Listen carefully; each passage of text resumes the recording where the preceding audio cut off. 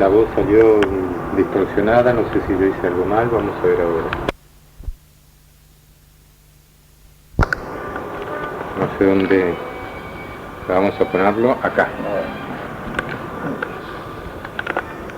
Y bueno, que me cuente fundamentalmente de mi abuelo, de Horacio. Y entonces, ¿cómo lo conoció? Mira, yo lo conocí porque su abuelo, él era el presidente de la Asociación de Padres y Amigos de la Escuela Normal de Maestros, la número 3. Bueno, que estaba en la calle,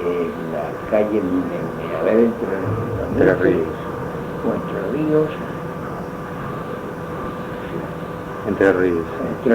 Entre Ríos, juraría que hubo después, ahí estuvo una dependencia después del Ministerio de Trabajo, creo que el edificio existe todavía, era una cosa muy amplia, bueno, y yo acababa de llegar, hacía muy pocos años que estaba acá, muy poco tiempo que estaba acá. Y tu abuelo, no sé, tuvo referencias mías, no sé exactamente, no sé por qué.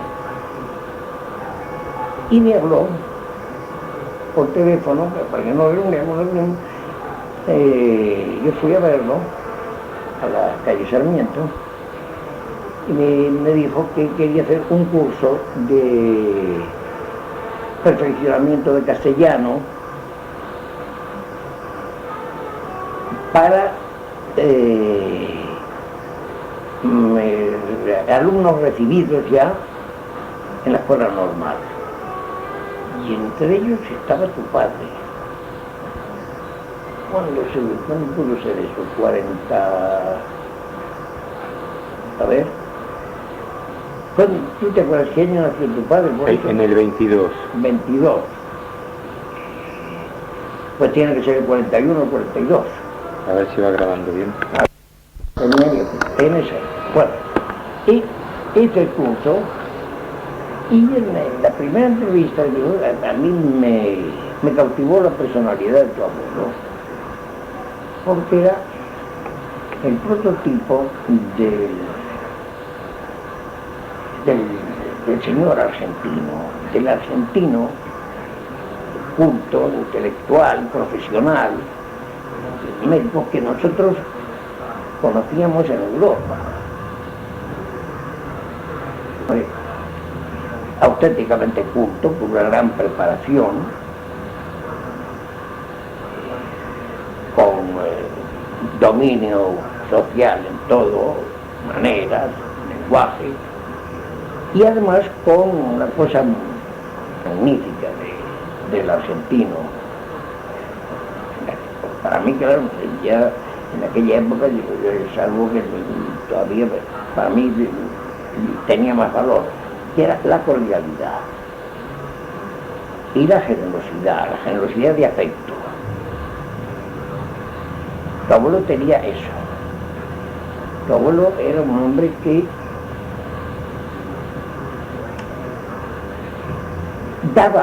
regalaba afecto, pero al mismo tiempo lo conquistaba. ¿A usted? Lo conquistaba. No se podía, con tu abuelo no se podía ser indiferente. Se podía ser indiferente si te lo presentaban en una reunión, ay, perdona que me voy a dar no. Pero si tú,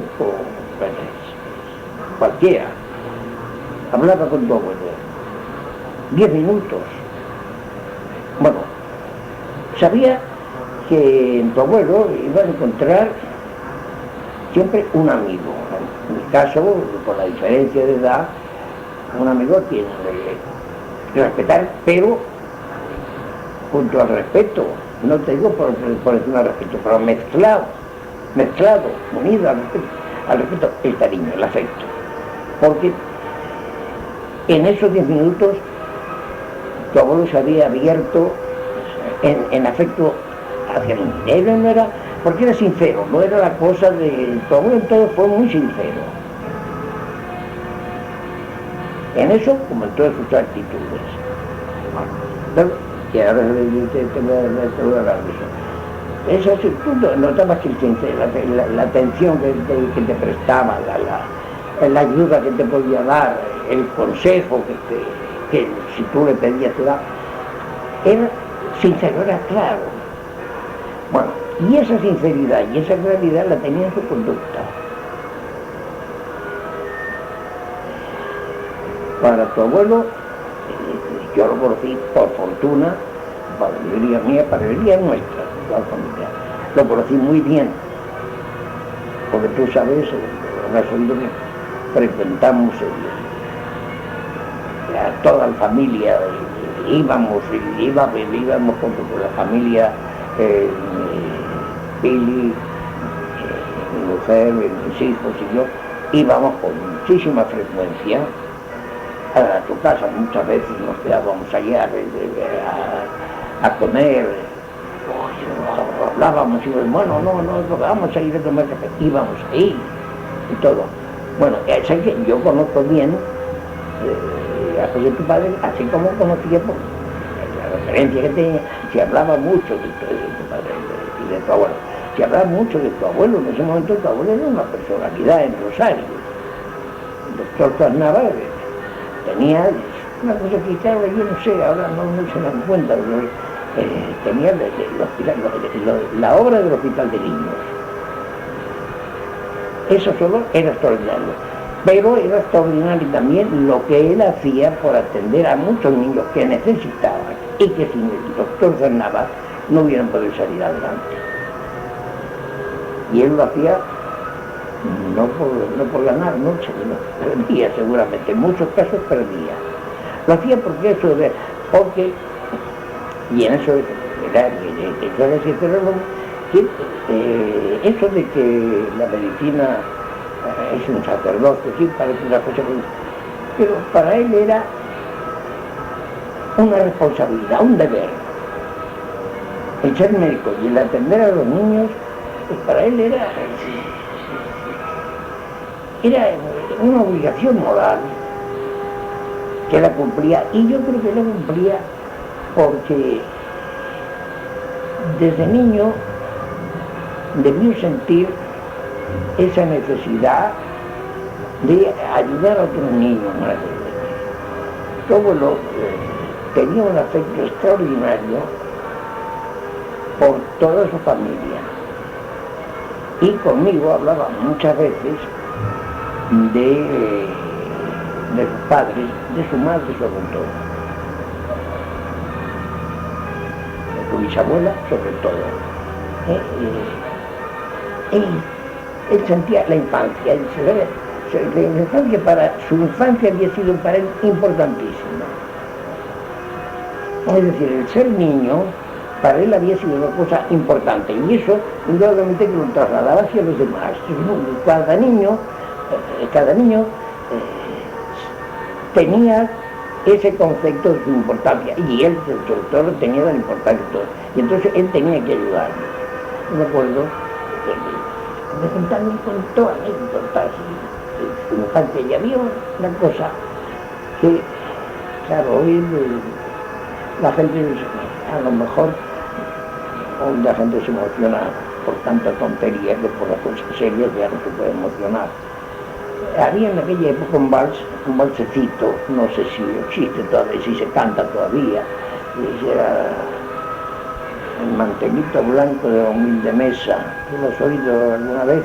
Creo que sí. Bueno, y como decía, y cada vez que escuchaba ese valsecito, era un valsecito, y cada vez que lo escuchaba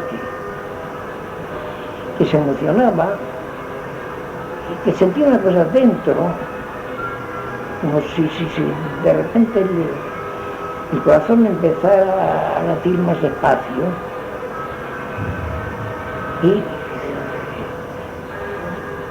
sentía una angustia, decía, es una angustia placentera, una cosa rara, sentía angustia, una cosa despacio, como una cosa de un salto, como si fuera una cosa de un dormirse, de un volver a estar, porque se acordaba siempre del mantelito blanco que había en casa de sus padres, sobre una mesa que debía ser, por lo que él decía, como el tipo de las mesas camillas de España, no sé, debía ser una mesa redonda, donde su madre se sentaba a tejer y a coser cosas, y que él se sentaba allí a su lado jugando, y tenía siempre el recuerdo de su madre por ese montón. Eso, bueno, son pruebas, prueba cómo tu abuelo sentía, se acordaba de mi comadre, no sentía, era más que sentir, cómo estaba impregnado de su goce de haber tenido una madre como la que tuvo, y de verdad, porque le hablaba siempre de que hizo todo lo posible por satisfacer, por honrar a su madre, siempre, y de su padre también hablaba, pero sobre todo hablaba de la madre. Bueno, vamos a la relación mía con tu abuelo. Empezaba las clases, y vino a la escuela, le damos las clases por la noche,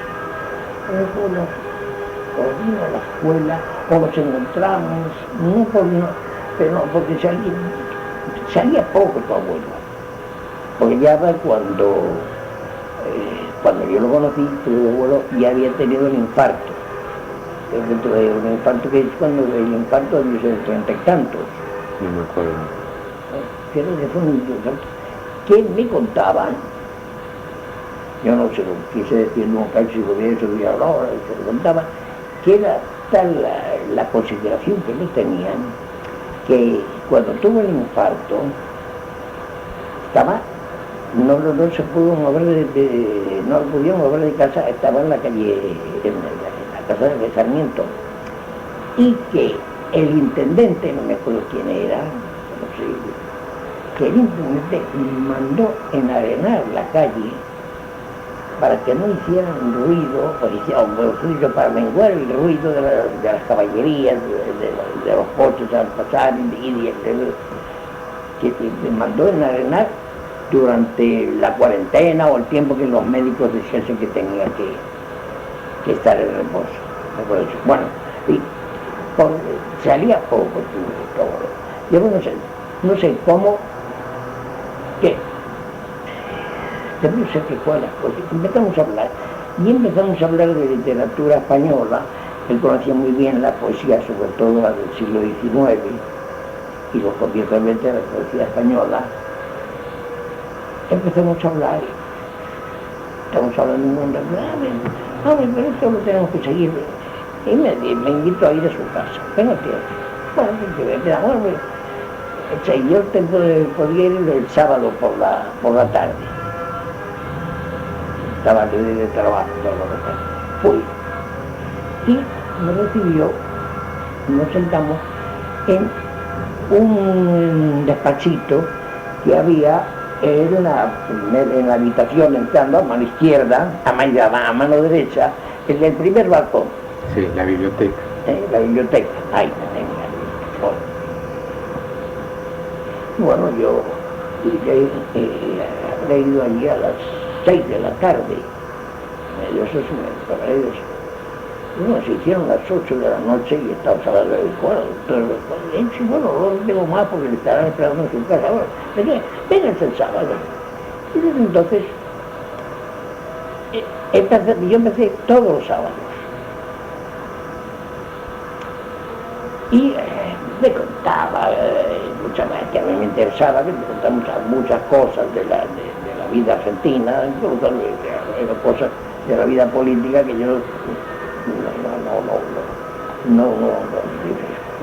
me tenía que explicar mucho, porque claro, no lo entendía, no lo conocía, no sabía.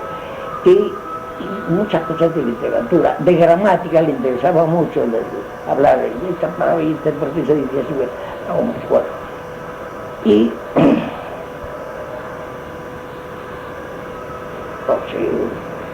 sería un mes y medio después, y ¿por qué no lo viene usted ¿por qué no usted a su señora? Y le presento a mi señora también y a mis hijas.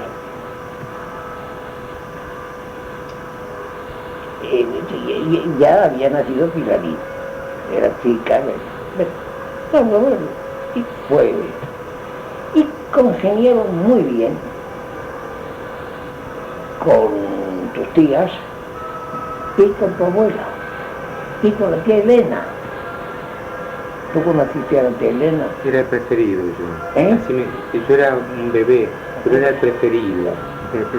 Yo no me acuerdo. Yo a mi abuelo lo conocí hasta los 12 años, nada más. Pero para mí fue mejor que mi padre. Y la tía Elena dicen que me tenía a mí y que yo era un bebote que ella quería mucho. Y era tan dulce la tía Elena. Tu abuela, tu abuela era muy discreta, en el sentido clásico de la palabra, era el prototipo de una mujer discreta. Sabía muy bien lo que había que hablar, lo que había que contestar, lo que había que saber muy bien. Era una mujer muy inteligente también. Y ya te digo, bueno, ya entonces vengan y empezamos ahí. Y ya fue una cosa familiar. Cuando nació Fernandito. Fernandito nació en 46. Ya. Y seguimos la amistad cada vez más. La prueba es que tengo ahí la fotografía cuando se casaron tus padres, Fernandito era el paje. La tenemos a la foto. La tengo. Tengo ahí la foto. Bueno, y ya todos esos años fueron todos los años de tu padre. Y estuvimos en todas las alegrías y en todas las tristezas de la familia. Cuando sobre todo de Chichi. Me acuerdo. Era mía. ¿Qué mujer más? ¿Qué mujer? Pero para nosotros hay qué chica más buena, más inteligente, más estudiosa, porque era muy estudiosa. Qué mala suerte tuvo en todo, ¿Por qué? Murió tan joven, Murió tan joven, pero murió con tanta entereza, con tanta dignidad. Y eso lo de tu abuelo parece que... ¿Cómo? Todos teníamos el miedo por tu abuelo. Porque tu abuelo quería mucho a Chichi, mucho. Yo no te digo que fuera la hija preferida, pero era con la que más estaba. Y esto lo veíamos como iba la pobre Chichi. Y lo resistió maravillosamente.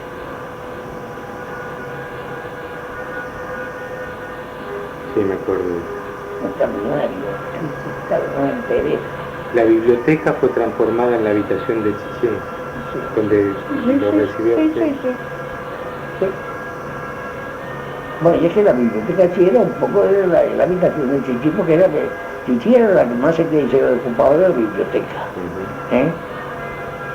Sí, era profesora de educación democrática y tenía amigos, claro. Era bastante intelectual, claro, amigos de Buenos Aires, mucho. Carlos Sánchez Viamonte, y otra gente. Sí. Estaba en todo, en las conferencias, y conocía muy bien en la biblioteca, la manejaba muy bien, sabía los libros, y cuando compraba libros sabía dónde los tenía que poner. Era, ¿cómo te voy a decir? Yo era la bibliotecaria mayor. Y para tu abuelo confiaba siempre muchas veces, Chichi, a ver, búscame tal cosa. Cuando hablábamos de tal, a ver, mira, ahí tiene que estar el señor. Y ahí va Chichi, y ahí está. Sí, yo creo que era la preferida. Sí. Bueno, se llevaba también muy bien con mamá. Sí. Con mamá mi abuelo hablaba mucho, yo recuerdo que... Bueno, que yo me acuerdo de tu madre soltera, claro. Tu madre fue siempre también tu madre era muy dulce siempre, muy suave, muy inteligente. Sí, era una cosa Era una casa de una familia de personas inteligentes. Tu padre también tuvo su problema de asma. Y también le hacía sufrir. Bueno, ahora, y de tu abuelo.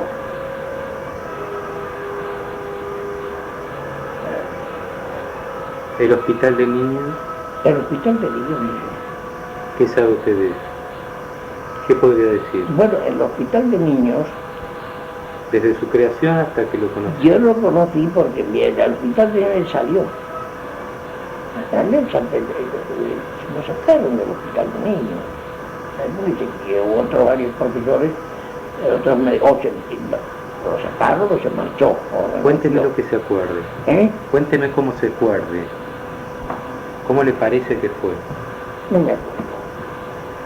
No me acuerdo. No me acuerdo. ¿Cómo se sintió él?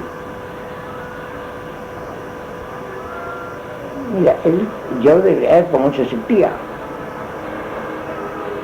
Él hablaba con una dignidad. Estaba ¿cómo te digo? No estaba dolorido todavía, no estaba dolorido, no por la injusticia de él, sino por la injusticia general de que había habido sobre los hospitales. Ahora, era el fundamental. Ahora, yo no me acuerdo, yo creo que, no, pero mira, eso tiene que haber gente que se acuerde. Porque tenía que haber médicos jóvenes.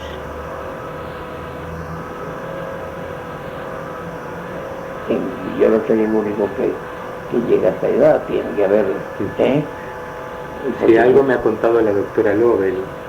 Algo me ha contado la doctora Lobel. Una vez lo sacó el peronismo. Sí. Esto fue en el 47, no, antes, 46. Sí. Y otra vez lo sacaron los mismos radicales en el 57. Sí. Porque se acuerda de Rodríguez Araya, claro. De un problema con papá, que se pelearon en el Jockey Club, que papá le dio una trompada, y fue preso 2 días. Antes Chávarri me lo contó el doctor Morelo, Carlos Morelo lo defendió a papá. Sí. ¿Se acuerda de esa cosa? Sí. Ahora, cuando lo echaron, yo te digo, sinceramente, eso te habré contado. Yo no me acuerdo. Yo de lo que me acuerdo es que él él estaba con la dignidad, si lo habían echado, con la dignidad de que lo hubieran echado. Y esa dignidad, bueno, por eso yo creo que podía haber renunciado. Porque él veía el acto de estar fuera era una cosa que para él le dignificaba, para él. Es decir, que él nunca lloraba, ay, no. De hecho, porque no fue nunca un hombre que se hizo propaganda, jamás. De las cosas que él hizo en el hospital de niños, hizo que si tú te querías saber, se lo tenías que sacar a la fuerza casi. Él nunca alardeaba nunca hablaba de eso. Y de su alejamiento. Claro, el de los radicales le dolió porque era muy radical. Mi abuelo era radical. Sí. O por lo menos, no sé si sería afiliado, ¿no? Pero era radical, porque para Chávarri él era fundamentalmente liberal, era un hombre de principios de la Revolución Francesa, los liberales en el sentido clásico. Sí, era claro, era el profesional, el intelectual argentino, el liberal de esa época. Muy culto, con la cultura europea. Sí, el padre José Antonio, era grado 33 de la masonería, el máximo. Es decir, que tienen que haber sido liberales. Sí. ¿Era muy religioso? Para mí No, no era de misa. para mí no. Pero creyente sí. Sí, y respetuoso.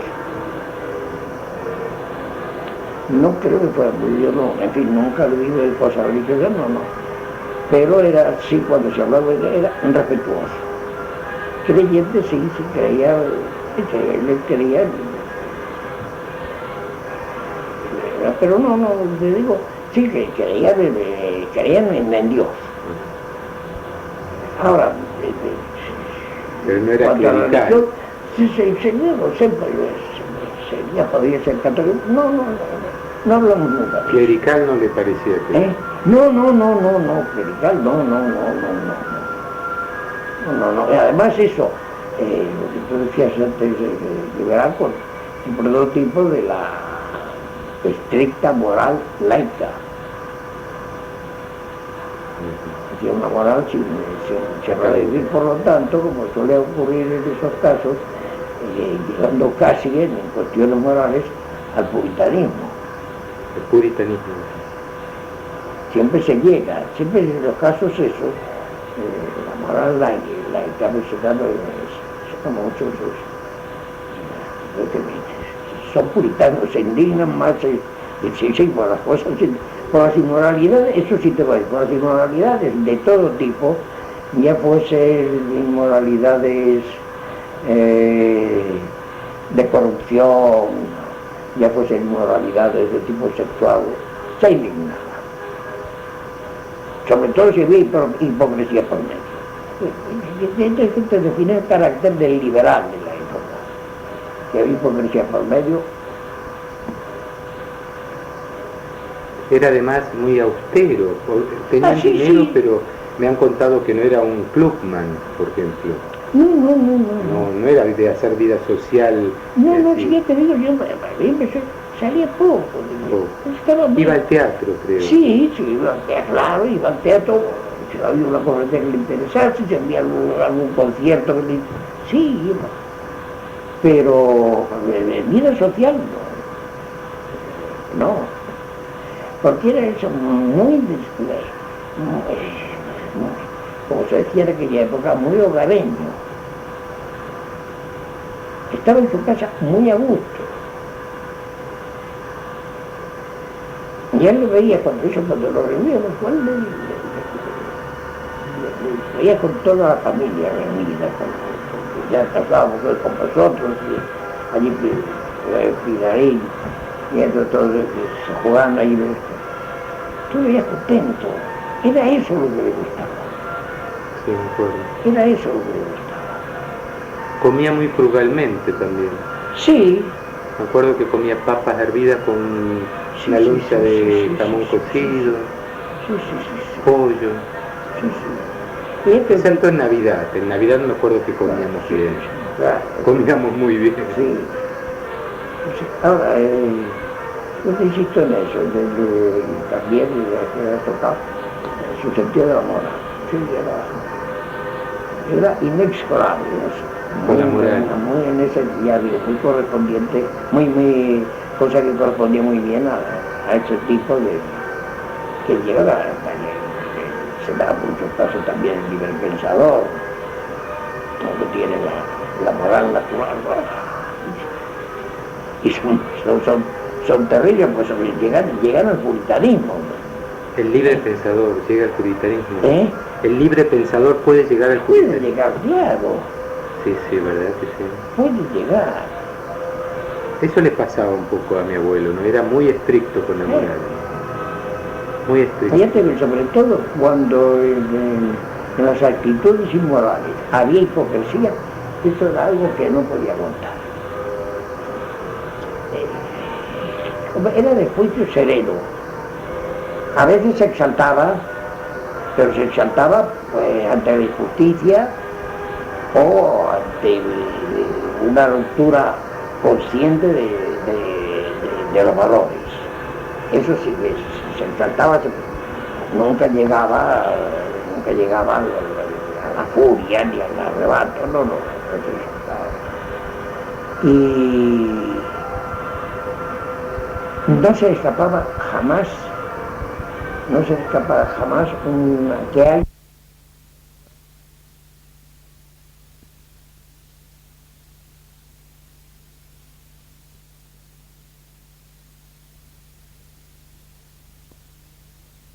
si había motivo y razón para la lujuria.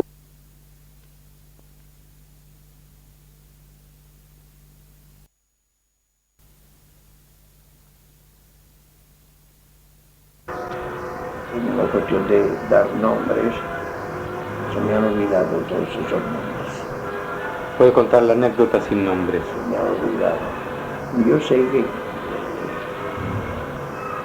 en algunos casos, sobre todo en la primera expulsión, hubo mucha gente que se puso a su lado y renunció. Y hubo otros que por una razón o por otra se quedaron. Creo que le dolió más afectivamente que profesionalmente. Es decir, que le dolió lo que consideró que era un desvío en el afecto del compañero, del amigo, que del colega. Pero de las personas que yo, ahora no me acuerdo de los nombres que me acordaba, de esas personas, nunca, yo, como te decir, me lo olía, como estaba muy alta, me lo olía, pues, daba cuenta. Nunca, jamás los atacó, ni jamás dio los nombres. Y si eran personas que tenían merecimientos, los hacía tranquilamente. Sí, porque fulano también. Yo sabía que él estaba dolido, era eso.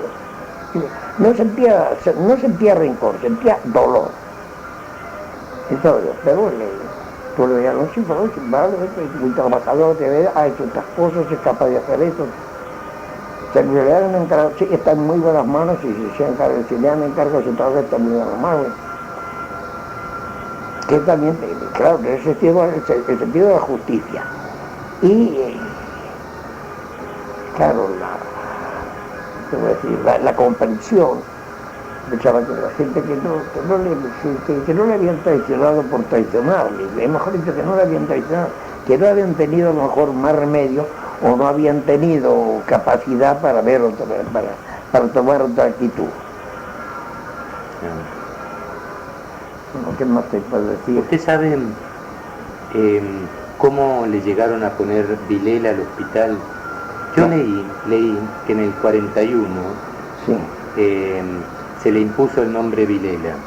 Mi abuelo era director. Sí. ¿Alguna vez le comentó eso? No. ¿Vilela habrá muerto para esa fecha? Yo algo leí. Algo leído. ¿Qué opinión tenía de Vilela? Una cosa, había un folleto. Sí, lo tengo. Tú lo tienes. Sí, que ahí dice que en el año 41 sí. Se le impuso el nombre Vilela. Sí, no da ninguna, no da. No, pero yo le he dado sí. La biografía. Y ahí, y yo sé porque lo he leído, mi abuelo lo estimaba a Vilela. Sí, le agradecía eso desde luego. Le dio la posibilidad de hacer el hospital. No, eso desde luego. Yo tengo nombres, pero que me puso Vilela por yo casi diría por intimación o por pedido del doctor Trasnava. La verdad que sí. Sí, porque Vilela estuvo 7 meses solamente en la intendencia hasta que lo derrocó Uriburu, sí. Pero le posibilitó hacer el sueño de su vida, el hospital. Sí. Entonces, Ya te digo, yo creo eso, que en fin, yo lo entendí siempre. ¿Y por qué le parece que se demoró tanto un homenaje para mi abuelo? Porque a mí, por ejemplo, siempre me decían desde chico que la obra de mi abuelo, por los niños, no solamente de Rosario, sino de Santa Fe, había sido enorme.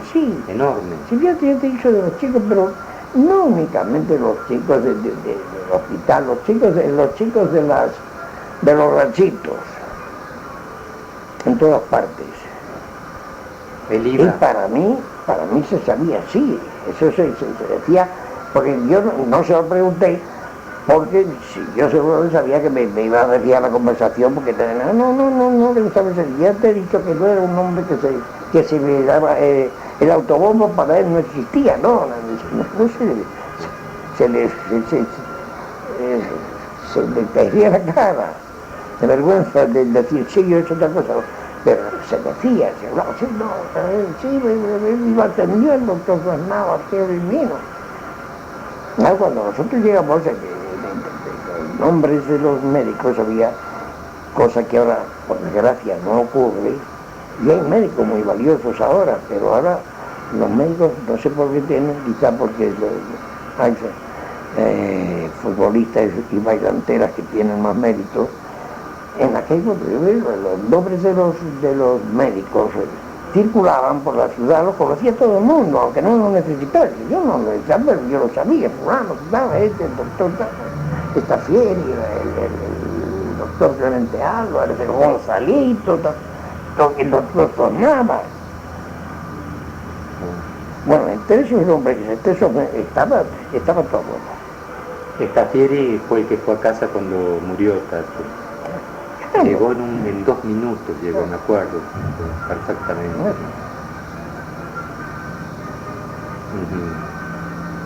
Y yo también creo que, si a usted no se lo contaba, sin embargo, en casa, en calle Sarmiento, casi funcionaba un anexo del hospital, porque vivían para el hospital en esa casa.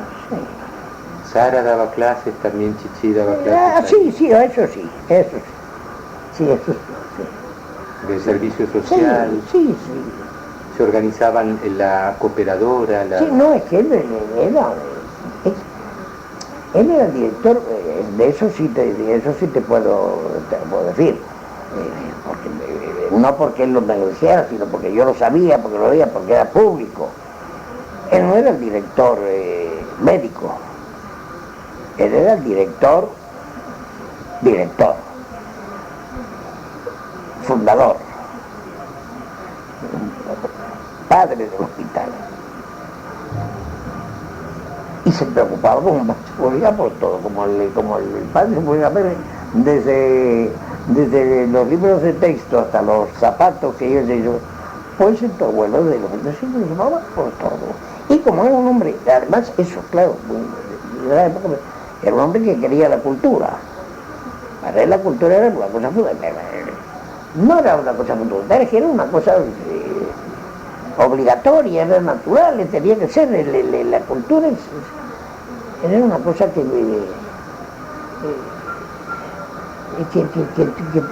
existía y que había que repartir y que era por todas partes, y él lo podía hacer en el hospital, y ahí hacía falta porque había más gente de todo tipo, y algo iba a la García, que eso sí te me acuerdo cuando hablábamos de eso, algo se hace. ¿Qué yo decía? Sí, es verdad, con algo que se agarre ya se puede dar contra ello. Sí, algo. Hay que sembrar. Que los chicos se perderán muchas simientes, pero con que crezcan 2 o 3 o una, ya es.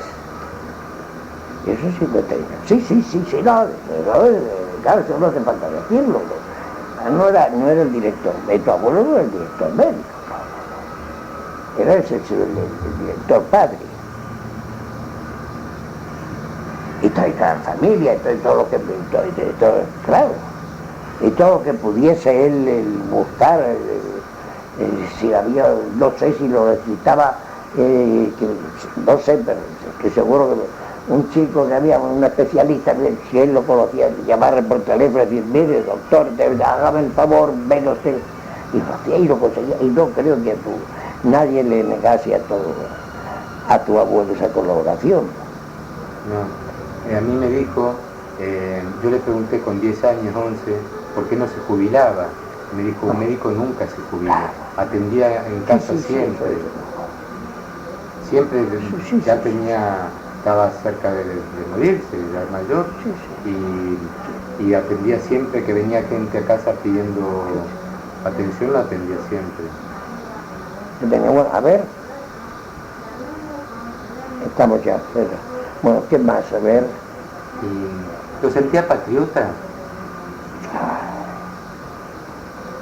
Mira,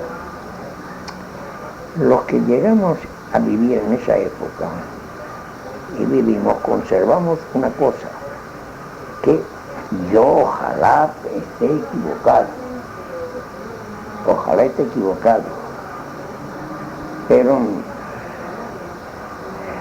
tengo mis dudas de tal posible equivocación. Los que empezamos a vivir en Argentina en aquella época, yo empecé a vivir de esa época, el 40, bueno, aprendimos a amar a la Argentina. Y los argentinos amaban a la Argentina. Hoy, perdón, yo no veo que se ame a la Argentina. En aquella época se amaba a la Argentina, la gente se emocionaba, se cantaba en una ciudad y la gente se emocionaba. Hoy se canta de cualquier manera. En los de Chile, claro, pues que tiene que ver los sismos, ¿no? En países jóvenes, recién hechitos, hace falta eso. Y el doctor Sosnávar tenía... Y eso lo sabía, y él lo sabía. El doctor Sosnávar, pues era de eso, la cartera. En aquella época, un 25 de mayo, no el 25, desde el 20 o desde el 19 de mayo, ya estaba poniendo la cartela. Y el 25 había muchos señores, como otros señores, de comerciantes, que llevaban carapelas en el bolsillo, esto lo he visto yo. Y ay, no llevo este carapela, lo tiene, mire, tome. No, decían, ¿por qué no llevo este? No, tome las carapelas. Teníamos unas carapelas, eso no lo he visto yo. Claro, en España no podemos permitir ese lujo. España tenemos un montón de siglos. Nos sobran héroes para dar y tomar. Podemos elegir héroes a todo luego. A este no nos gusta, lo tiramos y los símbolos en España, en Francia, pero en todos los pueblos jóvenes hace falta eso. ¿Por qué se vino para acá, Fernando? ¿Por qué se vino para acá? Pues porque su abuelito, el doctor Rodríguez Cebrián, nos trajo desde Francia. ¿Rodríguez Cebrián? Sí, que era laboratorista y conocía también a tu abuelo, el bioquímico. Ah, lo conocía mi abuelo. Claro. ¿Y ustedes se habían exiliado en Francia? Sí. ¿En qué año? En el 39 y vivimos aquí en el 40. ¿En qué lugar de Francia? Mira, yo puedo decir, para mí tu abuelo que es lo que interesa. Lo que yo no sé que estábamos diciendo. Si era patriota. Patriota, sí. Entonces sentía la asistencia pública como una obligación también, ¿no? Claro. Que esa es una diferencia un poco de lo de Europa. En Europa todavía la asistencia pública es una cosa así como la pobre gente. Eso es. Aquí no. Había una cosa de caridad en el sentido absurdo de la palabra caridad. Caridad quiere decir amor, comprensión, eso es. Pero no, caridad es... ¿Entiendes? La gente, son muchos que entienden que caridad es la limosna. Entonces por caridad no, por limosna. En Europa en muchos sitios se dice. Y acá, en esto, pues, por lo menos en Argentina, y supongo que en Uruguay debía ser lo mismo. No era caridad, era una obligación, se entendía la gente, y estaba ahí, se entendía ya muy bien. Eso antes del peronismo, porque eso fue antes del peronismo, porque fue antes. Sí. Mi abuelo mi abuelo organizó el hospital en el año 30, en el 28, 30. Sí, por ejemplo, a ver, cómo la maternidad, una maternidad municipal también. La Martén. La Martén. La maternidad Martén. Era municipal, sí. Sí. Y está perfectamente entendida, y supongo que debe haber médicos muy buenos. El Hospital Rosario. El hospital, claro. El Clemente Álvarez actual. Claro, había médicos, y supongo ahora que deben también haberlos, porque en esa época no había. Y fíjese que el centenario tiene 100 años, ¿no? El centenario tiene también 100 años. Más de 100 años ya. Vamos para el 90, 100 años. Sí. Y hubo una camada de médicos que se destacaron a nivel internacional, porque cuando estudiaba mi abuelo en Buenos Aires, era la época de Hussein, Fernando Hussein, toda esta gente. Y en los anales del Hospital de Niños se cuenta que los anales fueron distribuidos a nivel internacional, de una ciudad que era pequeña y de Latinoamérica, ¿no? Mira, yo con mi mujer lo comentábamos y conocíamos también de nombre las figuras médicas de los hospitales de las facultades de medicina de España y de Francia. Yo te aseguro, no la de Buenos Aires. La facultad de medicina de Rosario estaba en 1941 a la altura de las mejores facultades de medicina de Europa y supongo de Estados Unidos. A esa altura. ¿Y el Hospital de Niños también habrá? Sí, claro, todo. ¿Y era público? Sí. Eran otras épocas argentinas también. Sí. Se quería, se amaba la Argentina. Sí.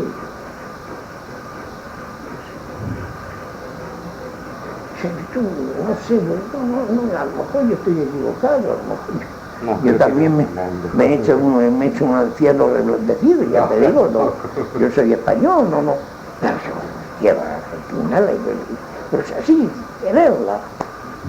Y como te voy a decirlo, pues, como dice la cosa, como hablando de amor, como se quiere la madre,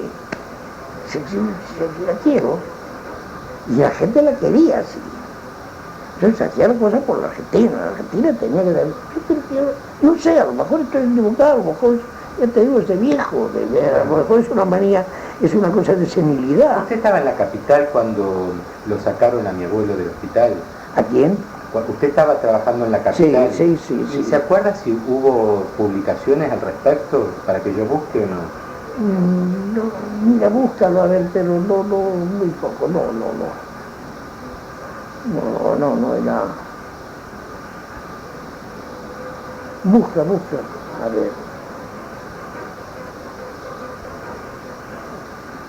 Pues puede haber, cuando los de Rodríguez ya puede haber.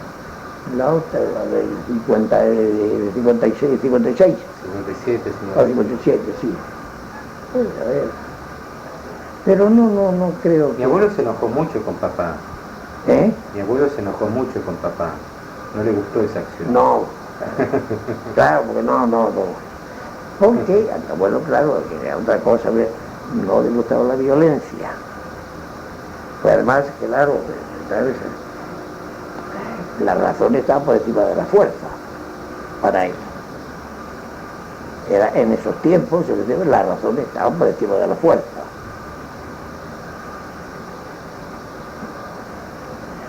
Y aunque no te sirviese para defenderse la razón, recurrir a la fuerza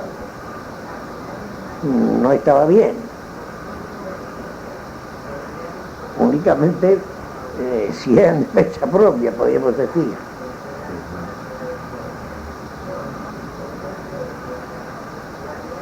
Pero lo otro yo no lo veía. Entonces, y era un demócrata convencido, ¿no? Sí, sí, no, sí, eso lo... Sí. Sí.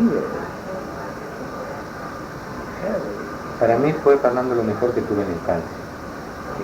Con él, sí, puede estar ahí. Yo dormía con él. Porque realmente era tan cariñoso, era tan... Pero fíjate, si lo hemos tratado, si lo hemos visto. La igualdad de carácter, la igualdad de tono. ¿Tenía humor? ¿Humor? Sí. Pero era, ¿cómo te voy a decir más? En eso le gustaba más la ironía que la comicidad. Gustaba más la ironía que la comicidad. Y tenía así cosas de ironía muy bien, muy finas. La comicidad no, era cosa que... Claro, era rebella. Yo no sé, claro, a mí, cuando yo conocí. ¿Y te acuerdas cuando, qué año nació tu abuelo? 1888. 1888. Bueno, tú fíjate que yo cuando lo conocí tenía...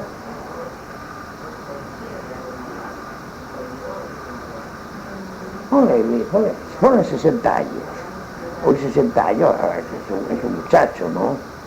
En aquella época, 60 años era un señor muy respetable. Y en aquella época, claro, los señores muy respetables, salvo los sinvergüenzas, caraduras, actuaban como respetables. Cosa que hoy, ¿quién es respetable? En aquella época, en todo. Y usted que lo conocía así en la intimidad, puede decir que aparentaba lo que realmente era, que era respetable de verdad. Una de sus características era la sinceridad. Era la sinceridad en todo. Es decir, era una sinceridad vital. Habría que buscar, no sé, así como hay, cuando dicen, vamos a hacer política de puertas abiertas. Pero hay que ver lo que pasa. Esas puertas se cierran de rato, hay que ver lo que pasa por. Pues era no, y así eran, como era tu abuelo, igual, eran de vida abierta. Y además tenían que serlo. ¿Por qué? Porque si no se avergonzarían de ellos mismos. La dignidad, yo he dicho, tu abuelo no se renunciaría, o sea, no me acuerdo de eso. Pero él se sentía fuera de ahí, con el dolor de dejar la obra, de lo que había puesto todo, se sentía cómodo, se sentía triunfante porque la dignidad se había salvado, pues su dignidad se había salvado. Si lo había hecho, nadie puede decir, mira, fíjate lo que hizo. No tanto. Bueno, mira. Sí, bueno, las personas que saben cómo soy, saben lo que es. Ese es el juicio que me importa, los otros juicios no me importan, ese es el juicio. Y esos juicios los tenía siempre a su favor. Pues pero eso es de vida abierta, pues es eso, en todo. Entonces, no, ahora, ¿cómo? Tu abuelo iba a consentir que decía, no, sí, pero yo paso por ahí, le oigo gritar, le oigo, cuando le he visto que le he visto que estaba bebiendo, estaba bebiendo una grapa, ¿no? Bueno, no sé, yo creo que se marchaba a Chascomús, a donde fuese. No podía. No podía porque su sentido de la dignidad, mira, se puede decir que eso era la vida como deber y el deber como obligación. Era eso. Y bueno, si la cosa se ponía mal y había que sufrir por eso, se sufría. No se sufre por enfermedades. Por eso se sufre también. Por la advertencia de que tú vas a tener premio que tú estás sufriendo por defender lo que tú consideras que más vale ti y efectivamente que es lo que más vale ti, la dignidad. Y sufre, bueno. Como si te rompen el alma por defender a tu esposa, o por defender a tu hijo, o por defender a tu madre. No te agrada, pero te rompa la cabeza 70 veces. Pero tú lo has defendido porque tenías eso. Tu abuelo era así.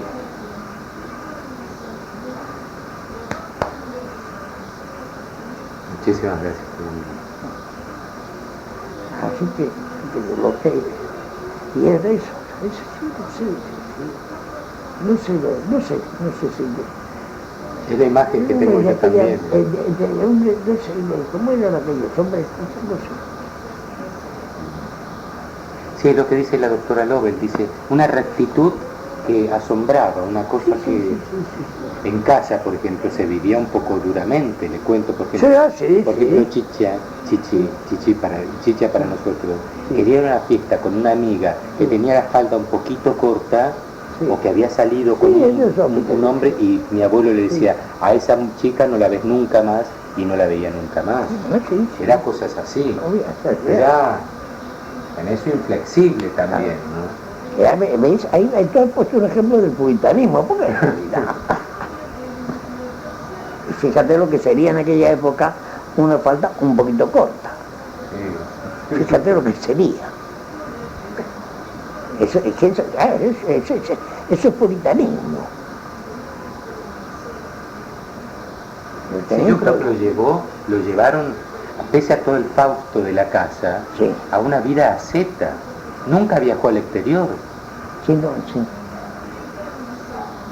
Sí, no, y además él no negaba, que podía tener un problema con él, él no lo negaba.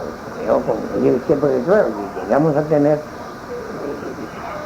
la confianza que en aquellos tiempos podía tener un hombre de 60 y tantos años por lo de 30 o de 32. Era. Si había un problema o la cosa, no, nunca. ¿Y hablaba de su abuelo, el militar? Sí, también. ¿Qué opinaba de la guerra del Paraguay? Eso es nada. Porque está dividida la opinión acá, usted sabe, ¿no? Sí, para algunos, no. Para mí todas las guerras son una matanza. Sí, él decía, claro, él decía que lo que yo recuerdo, la impresión que había sido una cosa desgraciada, que había sido una equivocación, un error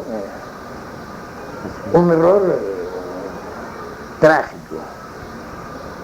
Que esa guerra no tenía que haber existido.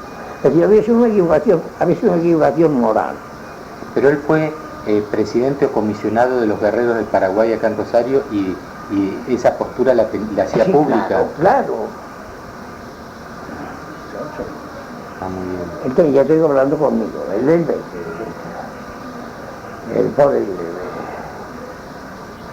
era coronel. Teniente coronel, sí. No fue más porque era vasco. Claro. Era el primero que llegó chiquito acá. Que era además, era teniente coronel de Suaznava. Claro, es de Suaznava. De Suaznava. Sí, todos somos así. Es el nexo entre el nombre y apellido, es una cosa de vascos. Sí, de Suaznava. Quiere que todos los vascos, con lo cual todos los vascos dicen que son, no, siempre que son son nobles, Claro, son aristócratas. en vez de quitarle la nobleza a los que la tenían, Sí. los ascendieron todos a Sí, nobles de igualdad totalmente. para arriba en vez de para Sí, abajo. sí, sí. Era desordenada. No, ella hablaba siempre. Y lo conocía muy bien. Porque no debía haber. ¿Quién eso? Tú lo debes conocer, o porque tu padre lo tuvo que conocer, porque él le respondía a la tradición familiar.